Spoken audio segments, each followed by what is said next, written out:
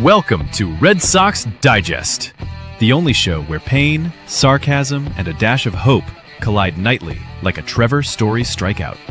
We cover every loss, every meltdown, and yes, even the rare win, with brutally honest takes and zero front office fluff. Subscribe today at RedSoxDigest.com or risk being left out in the cold like a home game in April. And now, here's the crew at Red Sox Digest. Good evening, sports fans, and welcome to another edition of Red Sox Digest. I am your host tonight, Jim Delfino. And folks, buckle up, because if you thought this offseason was going to be about improving the Boston Red Sox, I have some beachfront property available for sale right now in downtown Worcester. Let's start off tonight with my shake of your head moment, as tradition demands. I'm sitting here once again convincing myself this is the year the front office zigs instead of zags, like Charlie Brown sprinting towards the football while Lucy is already filling the paperwork to yank it away. I fall for it every freaking winter, hook, line, and stinker.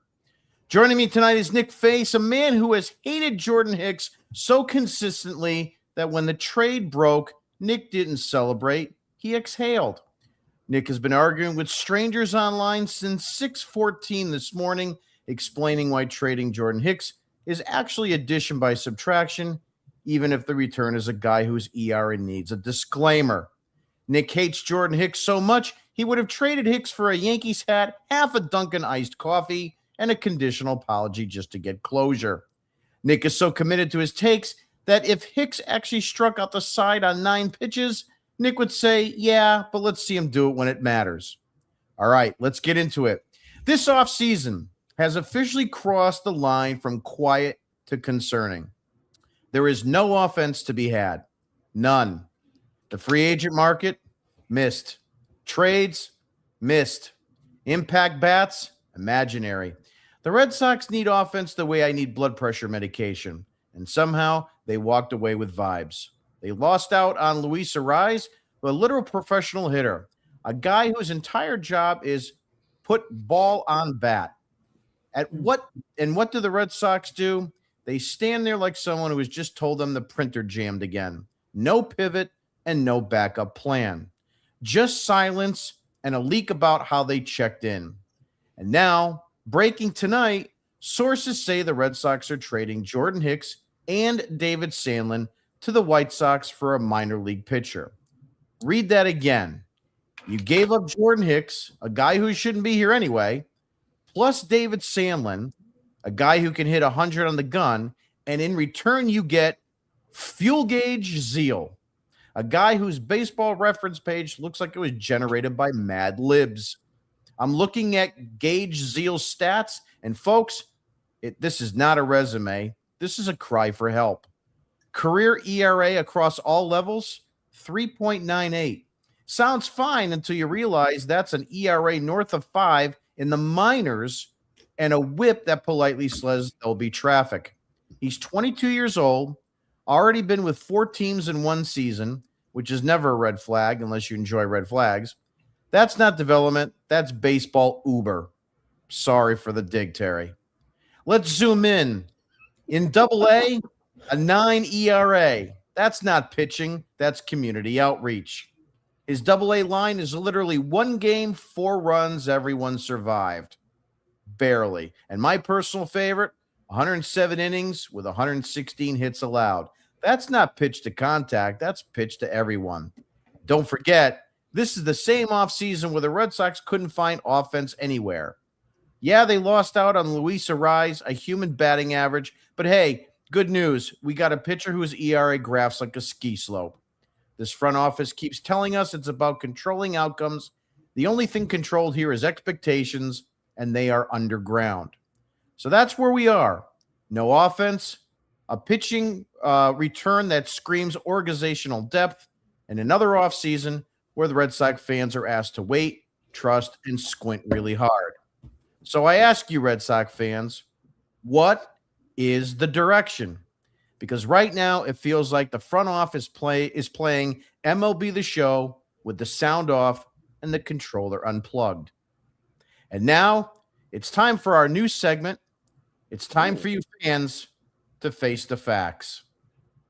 It's time for Face the Facts, where excuses get laughed out of the room, your feelings are irrelevant, and your opinion probably doesn't matter.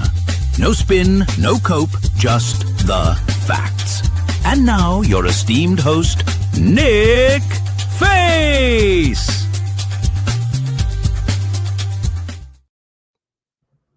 Hey, that's me. That's me. Face the facts. Do you have a can or something near you, like a water bottle or anything, Jim? Something that you're drinking? We need to raise our glasses here tonight. Okay. I'm going to cheers to myself, actually. Congrats, self, because I called this from when the Red Sox lost against the Yankees in that dreaded wild card series that there was so much hope for. And all you fans thought, oh, it's going to be a magical offseason. This team's going to get Alex Bregman back. We're going to build another right-handed bat. It's going to be so much better. Wait till you see Pete Alonso come to town. Oh, maybe it's going to be Kyle Schwarber. It's going to be so much better next season. And then my big fat mouth, actually, I shouldn't harsh myself that much. I'm pretty athletic, I would say. Said, get ready for Nate Eaton, David Hamilton, Romy Gonzalez, a sprinkle in of Marcelo Meyer. Get ready for it because the outfield group of 4 is staying, plus a DH spot. Calendar just flipped to February 1st. I think I'm right, Jim. And it's really pathetic that this is what we've got right now. I am so sick and tired of this team. They are the laughingstock of Boston right now. They can't hold a candle to our Super Bowl Patriots, who were the laughingstock of the NFL for the past 2 seasons. And look what they did. Bring in a new voice with Mike Vrabel, and now you're heading to the Super Bowl with a culture of players that want to play.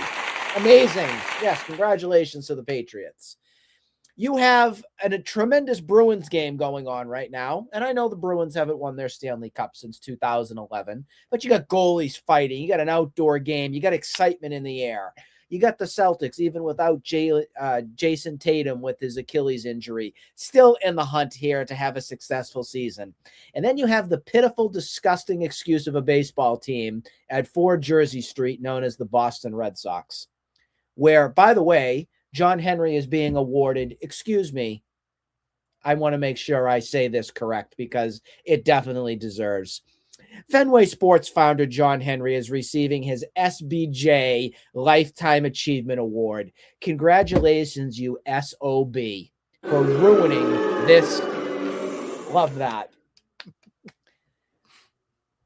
Congratulations, you SOB, for ruining what so many of us Red Sox fans loved, which was our Boston Red Sox. Newsflash, folks. The 2018 World Championship is now going to be 8 years ago. Wake the F up if you are not seeing what's happening with this organization. They have ripped it to smithereens. They don't give a crap about their team. They only care about how much suckered money they can put into their wallets. You are the problem, fans, until you voice your concern, until you stand up for what this organization should be and get this ownership group out of Boston, because I'm done. I'm done. This is an entire joke of a franchise now. Rant over. You have been faced the facts. You've been shit-faced. Maybe, but this is Polar Seltzer. Nick's Face the Facts. Nick's Face the Facts is sponsored by the Missing Power Bat Foundation, proudly serving singles and doubles since 2025, dedicated to affordability, flexibility, and lineups that never scare opposing pitchers. And David Hamilton. Yeah, exactly. Couple things that I really want to make clear about this trade, and I think I put a tweet out on this earlier today, and I think it is really important for Red Sox fans to understand. Because a lot of people, Nick, they think right away that this is, your typical salary dump, and they think it's going to lead to something bigger. And these are the delusional fans that really don't understand this ownership group and the way that they're running this team at this stage of their careers, I'll call it. It's not even fans, Jim. It's people like Jared Carabas, and I was all over him today after he tweeted. His tweet was, if you don't mind me, I'm just going to find it real quick. While you're looking, I'll just finish my rant. This salary dump of Jordan Hicks is squarely about getting under that second luxury tax, because they put extra money out that they didn't expect to on Ranger Suarez. They went over the second luxury tax, and now they got to come back down. And they wanted to do that, and they had a variety of ways with other potential trades, and this wound up being their path to do so. I looked at the numbers. They are under the second luxury tax now. That's clearly what this was all about, Nick. This is not 100%. I will be shocked more than you can imagine if this leads to something bigger in terms of major salary. I mean, a higher acquisition, because I don't see it. They may get other players, but they're not going to be of, really a high caliber, a higher average annual value. So Jared Carabas, when the news came out, tweeted this: "I hate that David Sandlin had to be the prospect attached to Hicks just to get rid of a bad contract. I wish him nothing but the best. He would have been an instant fan favorite in Boston. But also, that's a huge for that money. Now go spend it on a player who will help in 2026. I respond, and I've got over 3.3 thousand. What do I got? I got 3,300 viewers from my tweet. You are kidding me right now with saying go spend the money. We all know that isn't going to happen. It's going to be put into John Henry's 10th or 20th rather yacht foundation. This organization is a disgrace." There's two things to break down from that tweet, though. Two things. One of which, the amount of hype that people continue to put on these prospects that haven't done diddly squat for the major league level has got to stop. If I hear one more time about an overhyped prospect, I still yet to be determined on what Marcelo Meyer is going to do. And if you want to tell me Roman Anthony is going to be a top 5 MVP candidate for this Red Sox team, I'm going to tell you to take a ride to the next planet Zippy, because this just is ridiculous. We got to pump the brakes and come back to planet reality here. I don't know where this hype, and I don't know why people continue to do it, but it's one of those things where you look at it, and I think that's what gets me as a fan even more frustrated, is because they spew this nonsense out of their mouth and nothing comes to friction of these supposed rumors or supposed expectations. They go right down the drain and they drowned 9 times out of 10. The second thing is obviously Carabas going out and saying, now go spend it. Well, good news, Red Sox fans. John Henry did go out and spend it on his Liverpool team. That's where the money went. It went to a Liverpool player. Let that sink in for you. And I'm not the biggest soccer fan or anything like that, but the player by name going to Liverpool, his name is Jeremy Jacquet. It's a done deal. Full agreement reached. That was tweeted out. They're still trying to figure out the financials of it. 70 million euros. I believe that's what that is. I don't know what that is equivalent to the US dollar, but that's where your money went. That's where it is. Liverpool. How's that feel, Red Sox fans? Feel good about that? Go buy a brick. Couple things on David Sandlin that I want to really emphasize here, Nick. Let me start with some of his peripherals first. He's 24 years old, posted a 4.50 ERA, 107 strikeouts, 40 walks between AA Portland, 17 games, 13 starts, and Worcester, 15 games, 1 start. Ranked as one of Boston's top 15 prospects by both MLB.com, was actually number 8, and Baseball America at number 11. He was twice named the Eastern League Pitcher of the Week in 2025. Originally selected by Kansas City in the 11th round of the 2022 first-year player draft, from Oklahoma, was acquired by the Red Sox by a trade.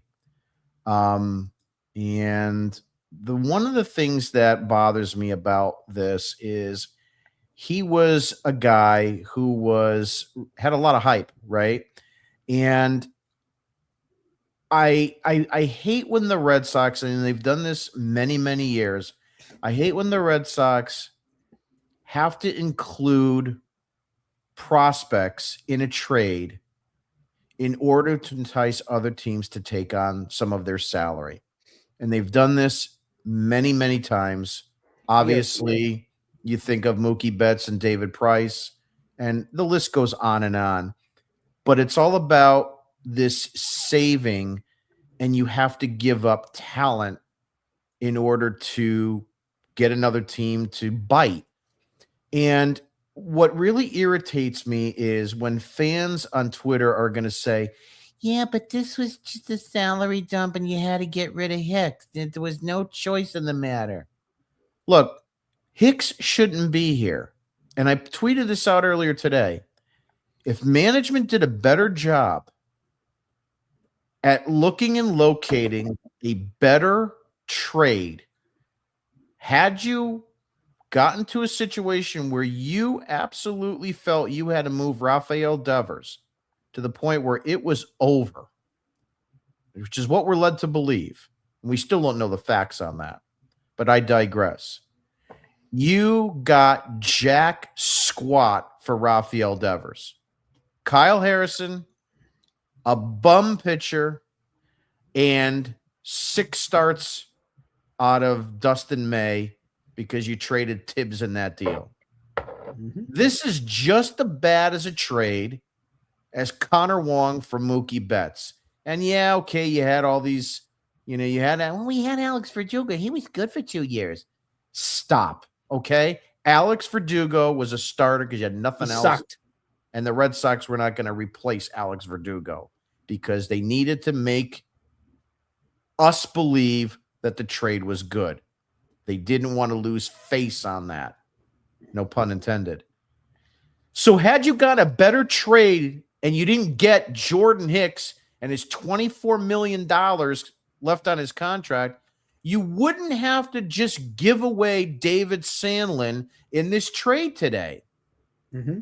The Red Sox have been pounding their chest about that they need to change the dynamic of how they have not gotten pitching depth in this organization for years. They have not developed a frontline starter for years. We go back to John Lester, Clay Buchholz, Roger Clemens, Aaron Seeley.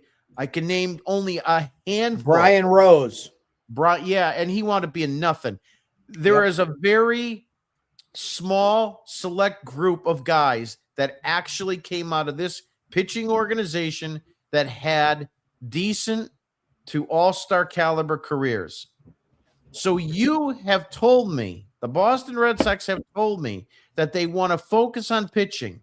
They acquire all this pitching. They make these, goodwill trades for goodwill pitchers over and over and over again, only to turn around and have to basically give away a guy that throws 100 miles an hour and is the 15th ranked prospect in your system for another guy that's a lottery ticket.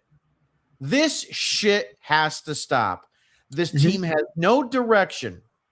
Nick, I'll let you have the floor in a second, but they told us in the beginning of the offseason, the priority, and you brought this up on Face the Facts, the priority was offense. for the 2025-26 offseason, and it has not happened. You let Bregman go, and I want to start with him too.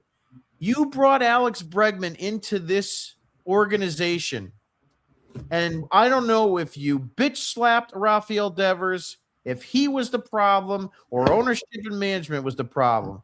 But regardless of how you want to attack that question, the reality is you got rid of an all-star third baseman with 35 to 40 home run potential and a WRC plus of 40 for all you nerds, 140 for all you nerds. And you didn't lock up Bregman in a long-term deal and secure that deal. Whether you want to blame the 3-year contract with opt-outs every year, which I was totally against, they should have given him a flat 5-year contract, or the fact that they lowballed him and didn't want to do a no-trade clause this offseason. They effed this up to epic proportions. Well, I mean, it starts from the top with the whole Bregman thing, and they're still crying in their sorrows that Bregman didn't sign with them. That's what screwed them big time here. They did not expect Bregman to go elsewhere. They wanted to nickel and dime him and make him accept their wishes. And Bregman said, up yours, and said, I'm off to the Cubs. I have to tell you, and I don't know if we've talked about this on our show since Bregman's gone to the Cubs. I actually give Alex Bregman a lot of credit for trusting himself. I don't know if it's more Bregman or if it's Scott Boras, but for protection standpoint, Alex Bregman made the right decision. Let's not get mad at Alex Bregman for not being a Red Sox anymore, folks. Some people want to just get mad at him for not staying here and coming to the mercy of Sam Kennedy, Henry, and Craig Breslow, the stiff. Do not even go down that path with me. Alex Bregman is in a much better place going to Chicago, making him have a full no trade clause, which is pitiful that this organization would not do that. After seeing what's happened in the past 5, 6, 7 years from this organization, I'm not surprised. No player would be surprised. Yeah. They don't do that here. They'll trade the heart and soul of your team and rip you out and throw you out to the curb. That's just what they do. They backstab you. So I'm not mad at Bregman in the least bit from this, but right now the Red Sox are in a tailspin. They don't know what to do, and they are not willing to throw money at anything. And I know we're going to get into another player that's signed today with the Reds. We'll go over that. They're not going to do anything. They want to be as low as they can under the CBT, and they want to see what Roman Anthony's going to do, and a whole new season of Jarren Duran. And they're so excited about Wilyer Abreu hitting lefties and righties. It's going to be so good, Jim. David Hamilton's going to be the star of the show at second base. Tristan Casas is coming back. Oh, I'm all hot and bothered over that one. Oh, I just can't wait. It's going to be so much fun. Buy your tickets now. DH in your corner. Moving right along to more upsetting news. If you'd like to lose your dinner tonight, Eugenio Suarez, who the Red Sox are supposedly eyeing for third base and as a huge power bat that we could add into the potential middle of this lineup, signed with, if you haven't heard this yet, sit down, the Cincinnati Reds, who don't spend any money. Nick, as Peter Griffin would say, this one grinds my gears. And I just can't understand. This is a classic Red Soxian contract. 1 year, $15 million. I don't understand why the Red Sox could not facilitate this type of deal for a guy that they could put either fourth or fifth into that lineup. Ideally, I said have him clean up with Contreras batting fifth for protection, hopefully see more strikes. The bottom line here is, where is the power going to come from, Nick, in 2026? Because if the Red Sox are leaning on Anthony, we don't know. And I said this before. Is he a 40 home run hitter with a 270 batting average, he a 320 hitter, with 20 home runs. I don't know what he's going to be. And I don't think anyone in baseball really knows what he's going to be. So to just rely on him as the power threat and Abreu, like you said earlier, it's not enough. Contreras as your power bat, I don't see him doing more than 20, 22 home runs. And I don't think Story is going to repeat his 2025 season. He's not. So where is your power threat? David Hamilton. It's coming. Sneaky power. Didn't Lou Merlone say you had sneaky power? Sneaky pop. It's coming, folks. It's gonna tuck it right around the foul pole, right down that pesky pole. It's coming. I have total faith in him. It's coming. But in all seriousness, there's two things on this. I'm going to tell you right now, I was not a Suarez guy. I didn't want it, and here was my biggest reason. We have too many guys in the team already who swing through the wind, which means there's too many strikeouts already. You want to add in another 200-plus strikeout guy a season? I didn't even lift a candle to wanting him, even with the power potential. I think I would have rather have seen maybe playing a little bit more of even Yoshida or something like that. I'm sorry to have to tell you. I like the idea that, Jim, if this team didn't have all the other holes that they already have. I mean, you already got a high strikeout guy in Duran. Trevor Story does not make enough contact at all. You already have a big question mark on what happens with Casas if he comes back. Wilyer Abreu strikes out God knows how many times, and especially if he's going to be playing against left-handed pitching, that number is going to go up. I mean, projected here, this lineup has the potential to be one of the worst lineups that this Red Sox organization has had probably since the early 90s when I was a child. I know some of you think I might still be a child at heart, maybe, but not physically. The Red Sox have gone with these small deals for guys that fit the fold of the power bat that they needed to complement Rafael Devers over the last few years. And in those uncertain terms, you had Duvall, you had Justin Turner, you had Tyler O'Neill, right? All these different guys, Hunter Renfroe. You had 1 or 2 year style deals with these guys that were strikeout guys, but would give you the power. So why doesn't Gino Suarez fit that profile on this team? I understand. Well, the other reason too is age. The Red Sox don't like, even if it's a one or something deal, outside of like a Justin Turner type, we haven't really seen this team go out there and do anything with a 35 plus in age to sign him. And I think that they looked at this as too much of a risk to take. Could that risk have been a reward? You make a valid point, Jim. I'm not going to argue with you on that. For me, though, as the fan, I can't stand these big guys that strike out tons and just don't have enough contact and everything. It wouldn't bring me any joy. It'd bring me more frustration, truthfully, if Gino Suarez was a part of this team. So that's why, for me, at least, I'm taking a hard pass on it. I'm saying, in a way, thank you, but no thanks. No, listen, I get it. I'm a contact guy first. I always have been. This is why, I'm one of the reasons why I hate a lot of the nerd stats, because they elevate other shitty statistics to make these players look better than they truly are. And all that does is help guys like Scott Boras. It doesn't help the team on the field, period. Yep. You can argue with me till you're blue in the face, fans. I completely agree with you to that. But that's the reality of these nerd stats. That being said, one of the stats that you and I hate is WAR. We hate it. I think it's one of the most stupid stats that's out there right now. I could give a load of crap what your friggin' WAR is. Yep. Take it and shove it. Basically what I say on that one. I've had a few tweets out this, especially the Ballpark Buzz, Micah, The bottom line here is that I believe, truthfully, WAR is a garbage stat. And if you It want, is. and if you don't want to believe that, I'll give you a simple explanation. It's the bottom of the ninth. You have 2 outs, a runner on second, and you have an opportunity to bat. Who would you rather have, Bobby Abreu or David Ortiz?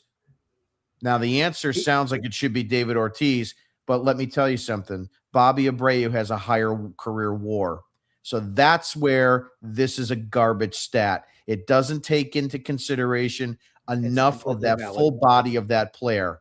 That's the bottom line because Stone Cold said so. So getting back to this, I understand you're not wanting to be a Gino Suarez fan. I get it. I like contact better too. Period. I like guys like Pedroia. I like guys that put balls in play. I like guys that are going to run counts up. Wade Boggs, one of my favorite of all times.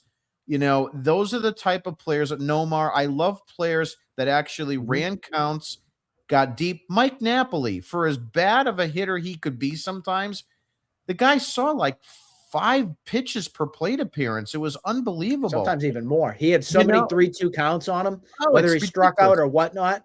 It's the pitch counts that rose for that, and Right. it threw like a And- Justin Verlander in the playoffs. And His Nick, pitch count was so high, and he got that big home run and won the game.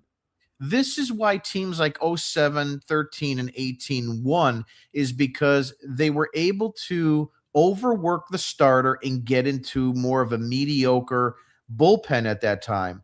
And even as truthful today, as well as some of these bullpens are that have everybody that throws 98 and higher, if it's flat, you can catch up to 100. Besides the point, so I'm with you on that. The reason why I was coming around to Gino Suarez is for 2 reasons. One, I wanted a guy that could hit 40 to 50 home runs in the lineup, and we need a third baseman. That's the only reason. You suffered with Devers, who is below average at third baseman as well defensively. To me, I would have swallowed it for a year. You can reinvest and see what happens the following season. But you know what? If you tell me that you are going to be a better team than the 89 wins of 2025, I don't see it with this lineup on February 2nd. I don't see it, which leads me to a couple other things. Next up, topic of conversation. Red Sox are interested. This has been going around quite a bit in the Cubs, Nico Horner and Matt Shaw. I like both of these guys, Nick. I mean, they're not going to move the needle, but they would be guys that you could put into this lineup that will give you an honest at bat, and they will also give you good glove presence in the field. It's not, again, going to be all-star, but I think it would definitely improve this team for 150 games per season. Your thoughts? I like the both of them too. We're in both agreement here. I actually like Nico Horner a little bit more, but the only way I'm going to make this happen is if there's an extension that's worked out here. I'm not taking any more of these stopgap 1-year wonder things anymore. I'm done. I'm done with this because Nico Horner is one of those guys. I would actually kind of be surprised if the Cubs don't try and figure out what they want to do with him because he is one of those gritty identity kind of guys.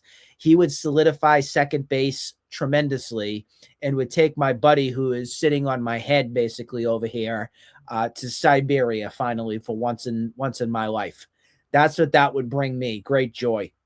Nico Horner is a guy that's consistent. He's got a great glove. Obviously, you're going to get that gold glove style that's there at second base and not someone who's going to strike out constantly that's there. Going to make some contact, get on base. I look at it as kind of I always like to go with like Nick Sogar as a Jed Lowry type. Nico Horner may be a little bit better than a Jed Lowry type. Just from what I've seen from his play from the Cubs. I do want to pull up his stats real quick just so we get a chance to see and talk a little bit more about what he can do. Let me just go there. Yeah, I have him up too. I'll just kind of give you the peripherals. He did bat 297 in 2025, 7 home runs, 61 RBIs, 29 stolen bases. He had 31 the year before, 43 the year before that. An on-base percentage of 345, which is respectable. An OPS of 739, which isn't bad. In an OPS plus of 114. So he's an above-average player at a position that you need a lot of help. And, of course, like you mentioned, he's a Gold Glove winner. They're focusing on defense, they said now, since Gino has signed. And I think that would be a decent move to have because you don't have the defense. David Hamilton is a train wreck at second base. I don't think they have a lot of faith in having Campbell go there. And God knows what they're going to do with Mayer anyway. I have my thoughts on Mayer, as I've put on Twitter many times. Again, it's health. I mean, if we go in with no backup and nothing versatile for a player, and if Marcelo Meyer breaks down, which could very well happen, you're screwed again. You're screwed. The other big thing that we didn't mention here with Nico Horner, which I like a lot, is the durability side of things. The past 3 seasons, he's played over 150 games. That's something that speaks volumes to a position that has lacked anything of being dependable since Pedroia got hurt. Yeah, that's absolutely true. I want to go ahead and see if I can drop this in. I haven't had a chance to look at it yet, but this is just a comparison here. Let me get the other banner out of the way for just a brief moment. So you brought up Jed Lowry. These are career stats, so bear with me. It's just quick. But you can kind of get an idea of where we're at here. Let's at least look at the career OPS plus, a little bit better than average. OPS is pretty similar. Slugging is pretty similar. On-base percentage is similar. Nico's probably a little bit better with the batting average. And, of course, there's still a lot more bases. But, yeah, you are getting a very similar guy. I think the biggest thing with him is getting that shirred glove, and he's young enough to be a guy that you could put at second base and just kind of like not worry about him. And he plays with the Chicago Cubs. Again, another bigger market city that has a little bit more of the pressure and has that ability to play in a tougher environment. He would fit Boston like a glove, in my personal opinion. Yeah, it's a really good point about the Cubs because this is a guy that could more than likely handle the Boston. He's not going to turtle. It's not like he's coming from the Pirates or coming from who knows? What's another low market team? The A's, the Marlins, the A's, any of those, or something like that doesn't have the pressure that's associated with being here, where you're going to be watched under a microscope by us fans. The Matt Shaw front, that one's more of a risk. I got to tell you, it's more of a risk to me because we've only got 1 season for him to kind of really see what he's all about, and that was last season with the Cubs. He was a rookie. So what would the Cubs want to give up a rookie? That's the big question here. He played in 126 games. He had a 226 batting average, an OBP only a 295. So that's a little bit concerning. Slugging of 394. He did have a little pop, 13 homers, 44 RBIs. He stole a decent amount of bags, 17. I think that's a good number. And again, it's for you WAR stats out there. We don't look at these, but he had a 3.1 WAR. Nick, I think the thing that's probably attractive about Matt Shaw is, number one, he's a third baseman. Number two, he throws right-handed. He's also young, right? He's 24, but he is under team control until 2032. So you would have him for the 26, 27, 28, 29, 30, and 31 seasons. You're talking about 6 years of control if you were able to acquire him, which is really important, the way that this team has not had guys under team control for long periods of time. Just a little overview on him. Matt Shaw is a highly touted infielder with the Cubs. He's drafted 13th overall in 2023 out of the University of Maryland. He was a standout shortstop in college who transitioned to third base. He ascended quickly to AAA by 2024 and was ranked a top prospect in 25. Known for his power hitting, he has consistently performed at high levels, including winning the 22 Cape Cod League MVP. he progressed from rookie ball to AAA Iowa in under 2 seasons, hitting 284, 21 home runs in 2024 across double and AAA. So this is a kid that does have pop in the bat. I know the 13 home runs is a little tough right now. He's still a little raw. He's still a little young as it relates to major league playing time. But I think there is something there. And, if you can make a deal like that work for one or both of them, and look, it might be a situation where the Cubs might say, look, we're going to get nothing and Nico Horner is going to walk. We're going to include him in the deal. You have to take him if you want Shaw. I would be okay with that. Even if Horner is going to walk in a year, you still have a year to negotiate with the guy too, if he could be in your future. But I think there's a lot to like there on Shaw. Yeah, I mean, it goes back to the point with the Cubs. Again, giving up on a rookie who's highly touted doesn't make much sense for them, especially after they said Alex Bregman's going to play second base. That would lead me to believe that Nico Horner is more available than Matt Shaw. Just me thinking logically on the situation. So I'm open for business with that move, but let's also be real here on this, because we can only go with what we see or hear. Well, I think we have not seen Craig Breslow make a deal with Jed Hoyer. I don't know if those two don't like each other. I don't know. One of the few Red Sox connections that he has not made a trade with. But here's the other part that you bring up about the Bregman situation and Shaw. Yeah, you would have to question why the Cubs would make a guy like that available, especially after 1 year. Is there something to be said there, or is it just posturing? Well, I kind of go back to say, if there is a need that, the Cubs have, and maybe it's a Brian Bayo. I don't know what their pitching looks like coming into 2026, but let's assume that there's a need that they highly, highly want. They may be unfortunate that they have to move a guy like Shaw to acquire what they want. They may have to give up, good talent to get talent back, but they can also go back and say, well, if we have to move Shaw, we're just going to put Bregman over at third. So they win both ways in that kind of a situation. Yeah, they're well protected on that front where they can take the best deal, truthfully. Right. So, I mean, they're in a driver's seat from that situation. I just don't know if Breslow is cagey enough, I guess is the word I'm looking for, to make this kind of a deal. I don't think so either, because it's very hard to determine what path they want to go in terms of we're running out of players on the free agent market. In fact, I don't know if there's really anybody at this point that's even on the blip outside of I'll tell you one. The one from the Seattle, right? I'm not even going on the free agent front. I'm going on the front where I don't think we're done making deals with the Cardinals yet.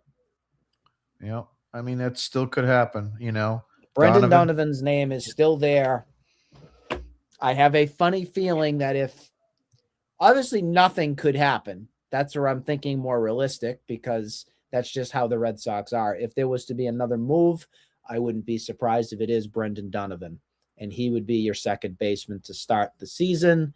And then that would move Marcelo Meyer with a platoon of Nate Eaton, maybe a little bit. And that gives Romy Gonzalez first base a little bit with Casas, and obviously Wilson Contreras as well, kind of sharing that DH role, and then figuring out what we do with Yoshida and things like that. Yeah, I mean, it'll be interesting to see. But with that being said, it's time for Dugout Dipshits.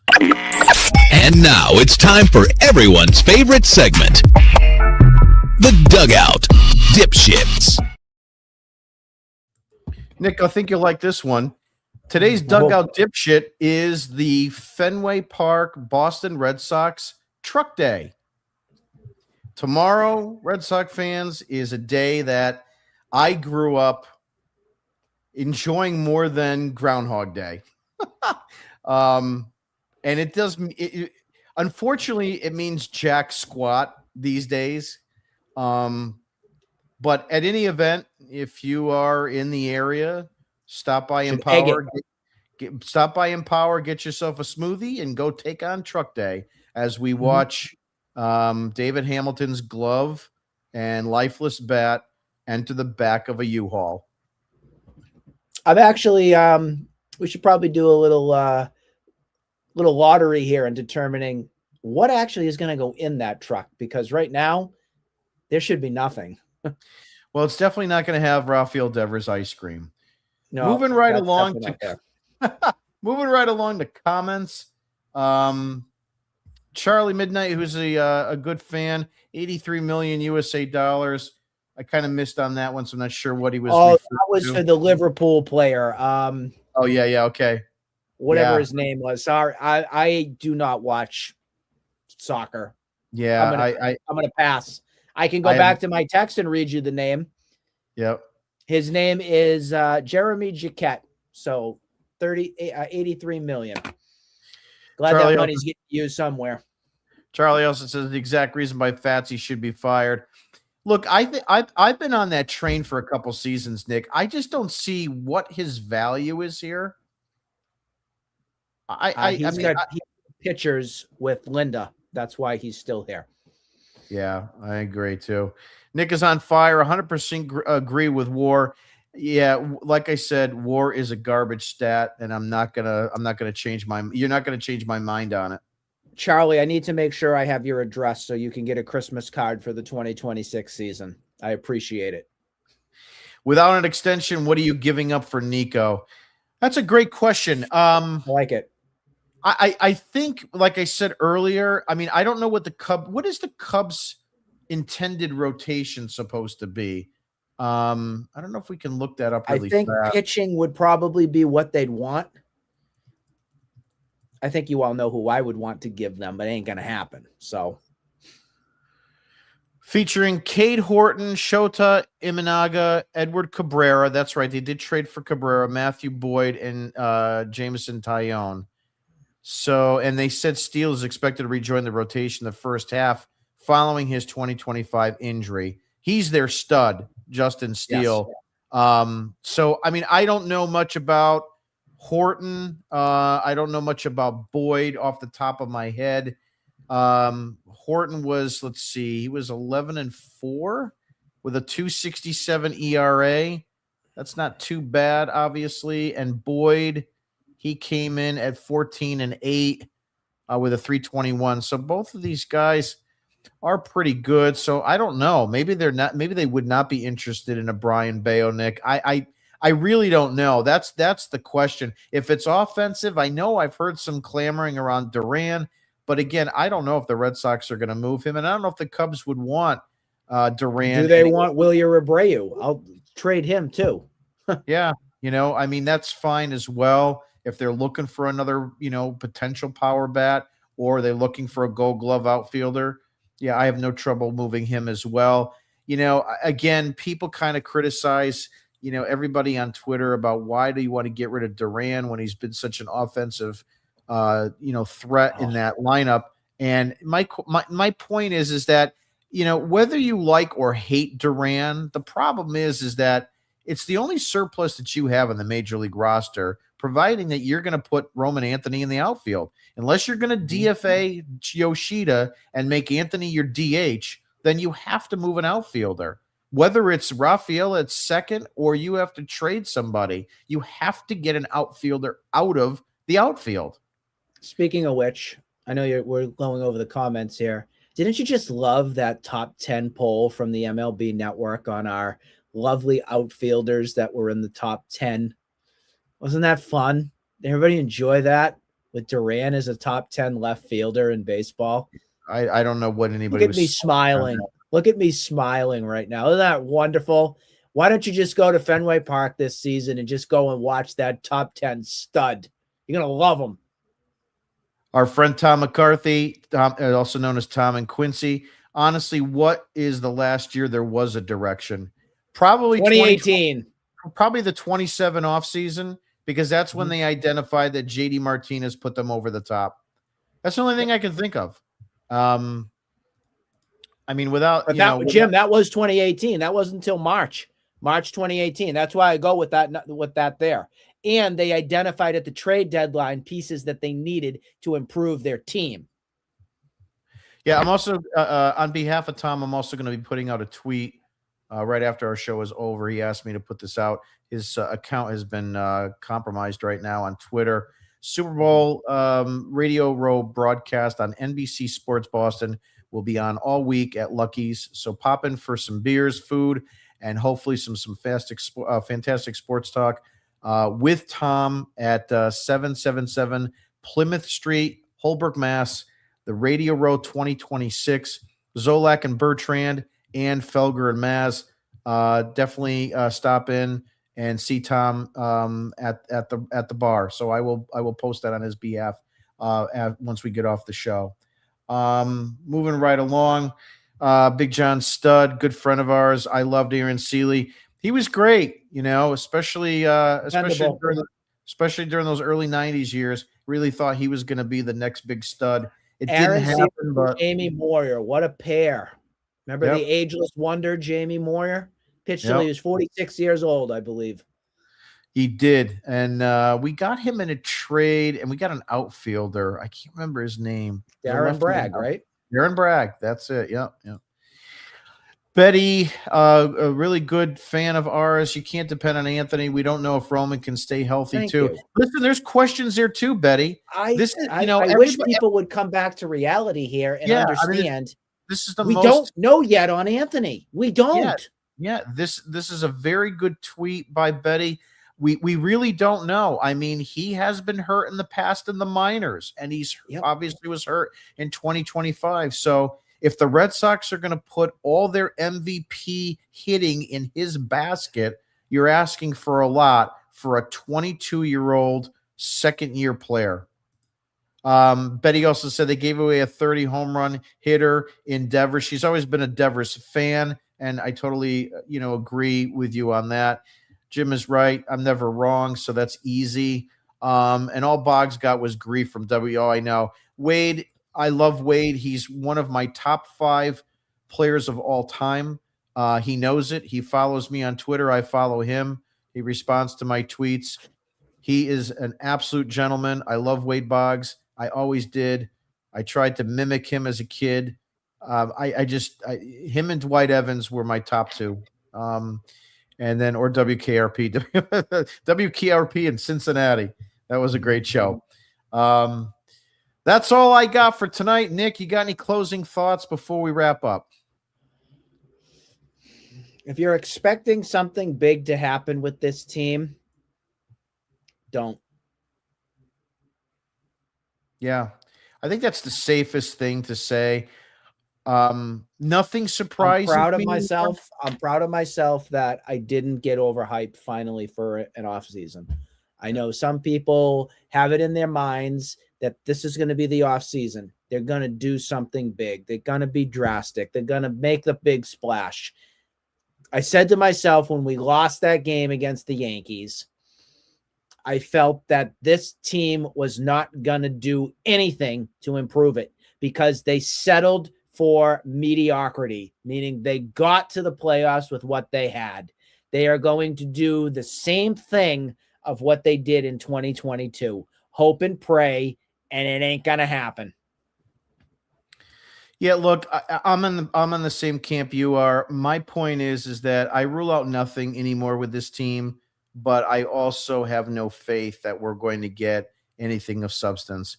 Nothing. That being said, if you give me Horner and you give me Shaw in a trade, I'm going to be okay with letting the season start and seeing where it goes. I won't be thrilled. I won't be happy, 100%. But at least I can look at that team and say, I've got a guy that can play 150 games at virtually every position. Again, we talked about Anthony and we talked about the health. We get all that. We understand Abreu. We get all that. But at least you don't have a platoon player at 3 or more positions in your lineup on a daily basis. The days of Hamilton and pick your name, Sogard, any of these guys that have been, platoon players that are getting more than 2 days a week, I would call it. It's way too much. And we need more solid players 1 through 9. That's all I got. What I'm going to do is wrap it up tonight. I'd like to thank Nick for being on with us. And also, too, if you have not subscribed to our website and digital product yet, please go ahead and visit RedSoxDigest.com. That's RedSoxDigest.com for our digital newsletter. It'll be back up on a daily basis once the season starts. Up until now, we have copies and transcripts of this broadcast, which you can see on Twitter, on Substack, on our website, and obviously on YouTube. This will be up really shortly and tomorrow, and then we will have some tweaks with it as well. For Nick, I'm Jim. I'm going to let you guys go. Have a great night, and hopefully we will get some sort of news this coming week. And once we have something good, we'll have another show. Have a great night, everybody. Peace.